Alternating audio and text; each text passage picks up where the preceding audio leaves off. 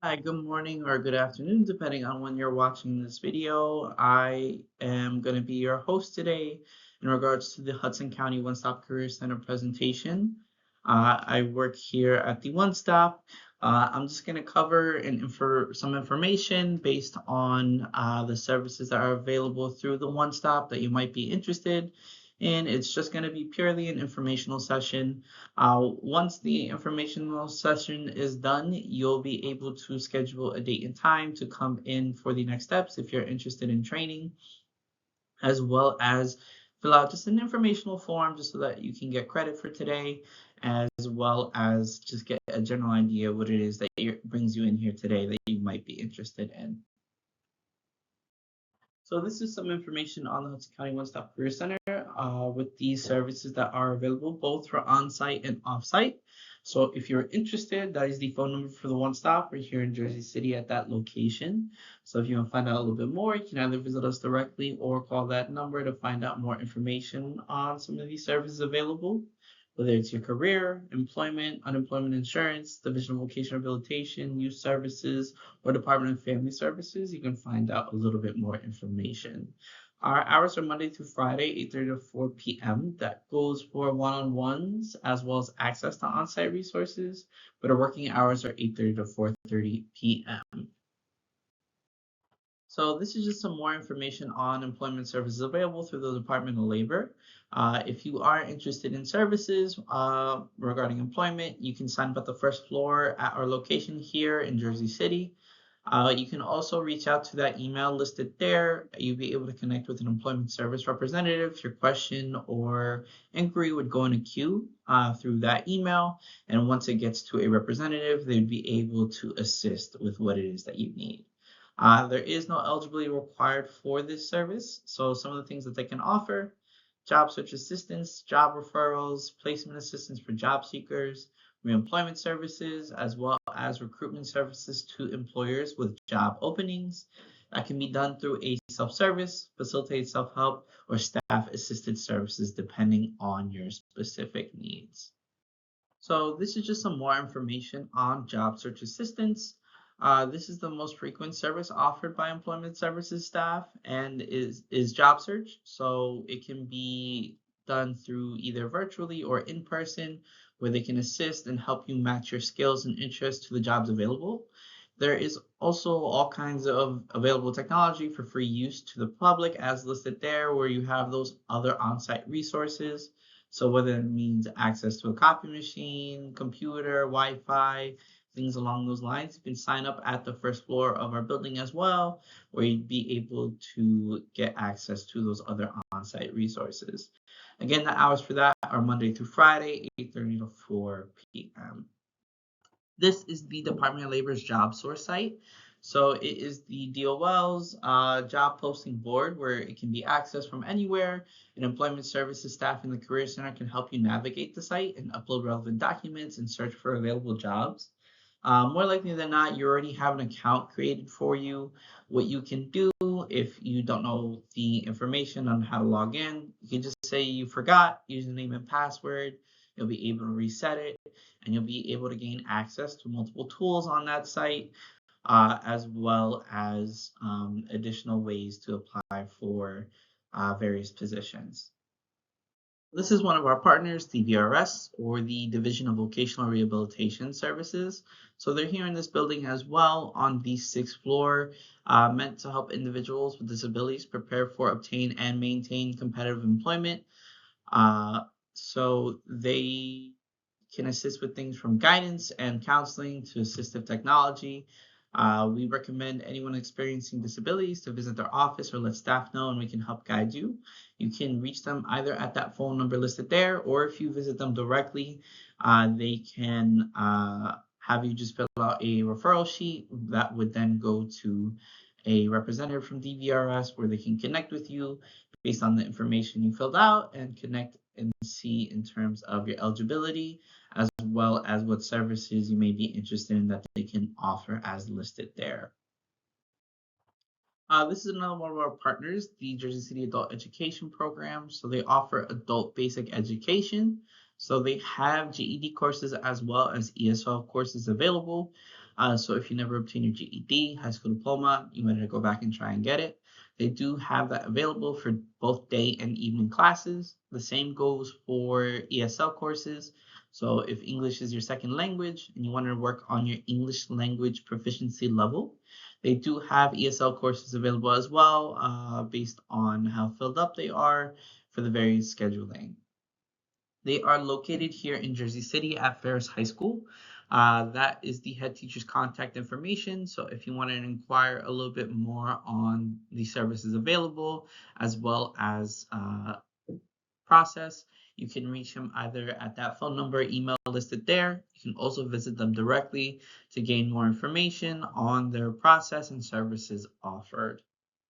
So this is just some additional information on veteran services. So all veteran customers and eligible spouses receive priority of service. So we have on-site vet reps here that offer one-on-one assistance in job search if you're a veteran spouse experiencing employment barriers. So they would be able to help craft an individual employment plan based on your needs, barriers, experience, goals, things along those lines to get you back on track to where you would like to be. They can also provide access to other veteran benefits or services you may not have known about before, whether it's your DD2, trying to get your DD-214, you're trying to go back to school, whatever the case may be, things along those lines, they can assist with as well. So this is another one of our partners, Hudson County Schools of Technology, that specialize in youth services. So they're here in Hudson County, offering the following services to out-of-school youth in every school district. They can be found at the high school here in Jersey City in the One Stop Career Center once per week. So primarily on Thursdays, a representative from Hudson County Schools of Technology comes in between 8:30 to 12:30, where if this is an easier access point for you or you wanted to find out more information on what Hudson County Schools of Technology has to offer, you can visit us directly here at our location on the second floor and just see if the representative is in to inquire a little bit more on their process as well as information on services available. You can always just let us know if you or someone you know could benefit from these services, and we can help in terms of connecting you with a representative from Hudson County Schools of Technology. So some of the elements that they can assist with as listed here: alternative education, financial literacy, leadership development, entrepreneurial skills training, and many more. If you are interested, you can always just let us know. So how can the American Job Center help you? So we're funded through WIOA, which is the Workforce Innovation Opportunity Act. It's a federal program offering career training funds for both adult and dislocated workers. I'm going to go through a breakdown of the career and training services available at the One Stop, which include your basic, individualized, and follow-up career services. I'm going to break down the certification training grants themselves as well. These are your basic career services and must be made available to all job seekers. It includes an informational labor exchange service.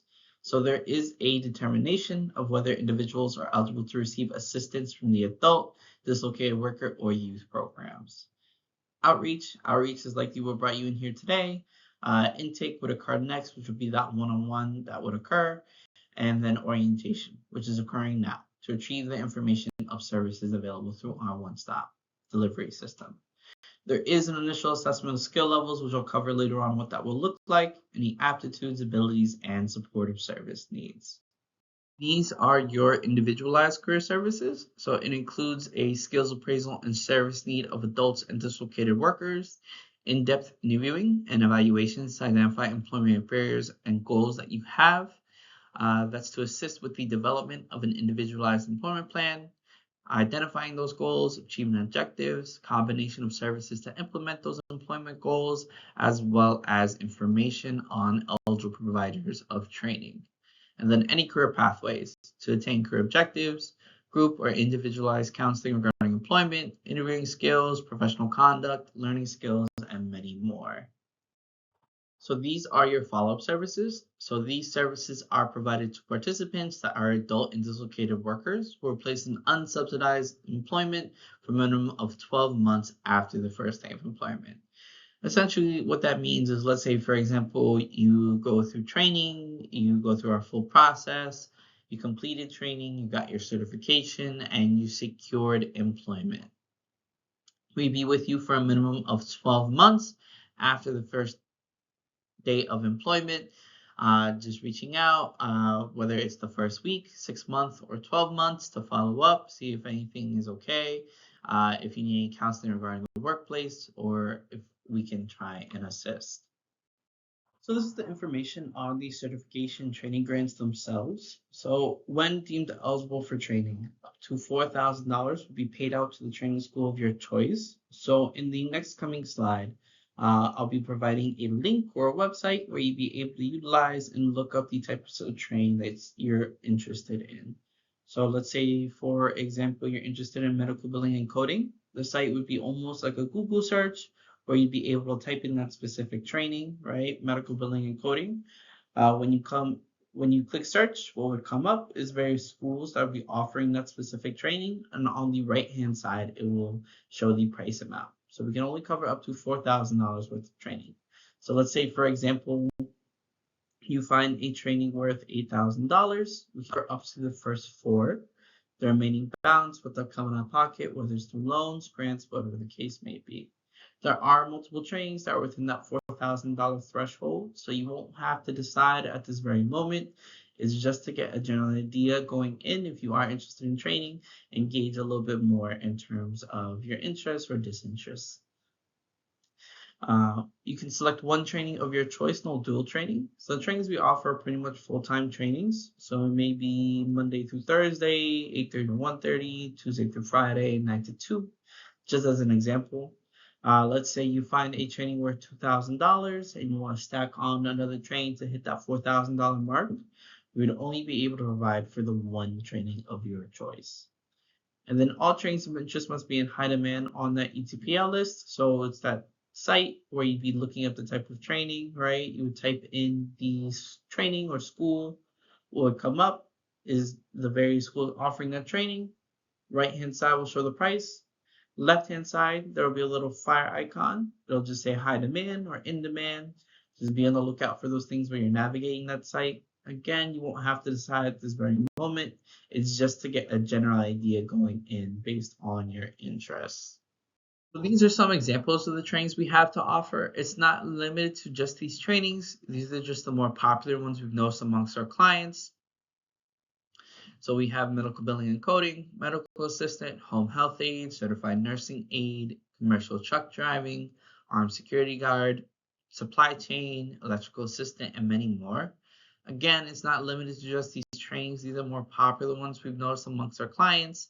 So when you're using that site to search up the type of training you're interested in, you can get a little bit more specific and see in terms of whether or not that training is available on that site. These are the services we offer as well as the websites for career assistance. So that first website is a completely free resume writing website. So if you need to start one from scratch, you want to recreate one, you want to tweak it utilizing that site, you can use resume.com. It's completely free. The second site is the training school's website. So that's where you're doing that Google search of sorts to look up the type of training you're interested in, as well as the price amount on the trainings that are being offered. If you wanted to browse career fields a little bit more, look at various interests, you can use that mynextmove.org site. If you wanted to match your skills to a career and see what's a good fit, you can use that careeronestop.org site. And then the last one is the New Jersey Department of Labor's job search site, where you can look at the postings, part-time, full-time, for employers that are hiring, as well as utilize the full tools on that site for your job search. Some of the services we offer include career readiness workshops. So we have Job Talk and resume writing. Job Talk will cover a little bit more on the career fields of interest. So if you're interested, let's say in the medical field, that'd be where you'd be able to get a better understanding of what to expect heading into the medical field, so you can gauge in terms of what to look forward to. Resume writing would cover tips and tricks on what employers are looking for on your resume, how to spruce up your resume, things along those lines. Our facilitator hosts both of those workshops primarily through Zoom. And if you wanted to work on interviewing skills, the facilitator would speak to you more so on a one-on-one basis if needed, if that's something you're interested in. We do also host and attend virtual and in-person job fairs from time to time. Not mandatory for you to attend, but if you are interested, typically we send out an email blast to any of our previous clients of any upcoming ones we'll be attending. These are the steps to success. So you're completing step 1 now, where you're attending orientation.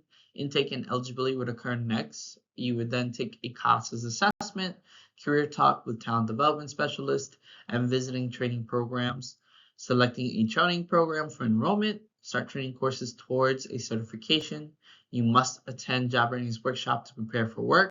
And finally, meet with business development consultant for job referrals. This is a visual what that step-by-step process is going to look like, right? So you're at this beginning portion where you're attending orientation. Next, you'll provide the eligibility documents, where I will cover shortly what those will look like. Once all the eligibility documents are in, it would go for a determination or review period. The determination period can take up to 30 business days or longer. It may not necessarily take the full extent, but it can take up to 30 business days or longer. So when you come in for intake, try to bring as much as you possibly can for those eligibility documents so we can move you along to that next step. So if there's any delays in submitting documentation, it may result in a longer time frame in being processed. Once that eligibility determination period is complete, and if deemed eligible for the program, it will be scheduled for a CASAS assessment. That's that initial skills assessment from before. It's simply reading, writing, or math. No pass, no fail. It's just to determine what level you're at based on the type of training you're interested in terms of those specific subjects. If you have a bachelor's degree or higher and you provide that during intake, we'd be able to determine whether or not you'd be exempt from having to take that CASAS assessment. So if you have a GED, high school diploma, or associate's degree, you would still have to take that CASAS assessment. Once that's complete, and you'll be scheduled for a assessment with your assigned TDS. So that's where you discuss the training options you're interested in, as well as goals, short-term, long-term, things along those lines.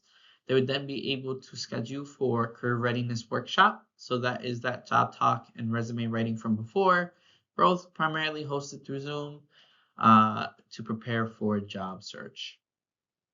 Once that's complete, you review your training and certification choices, and you would start interviewing and visiting the schools themselves, speak with the administrators, teachers there to get a better idea of what it is that they're going to be providing and what to look forward to if you decide to enroll through that specific training. Once that's complete and you have decided on a school, you will receive the start date, and all you'll be doing from that point on is maintaining timesheets, showing you're completing your hours, and maintain a direct line of communication with your assigned TDS.